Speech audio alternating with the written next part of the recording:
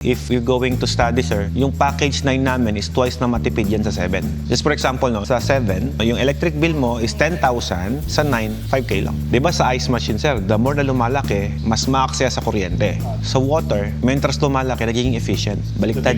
Kasi capacity palagi ang pinag-uusapan. The bigger capacity, the more efficient we have. So yun ang kagandahan sa water. At kung i-upgrade nyo po yung 7, soon, 91,000 from 7 to 9. The bigger the package you got here, mas practical. Ang goal ko naman, hindi naman makabenta ng malaki. Yung installer natin, yung mga engineer natin, lahat naman po yan, isa lang ang bayad ko. Kahit anong package ang bilhin mo. So parang binili mo lang siya ng wholesale sa 9, nakasave ka. Same lang din ako ng income kahit anong bilhin mo dyan.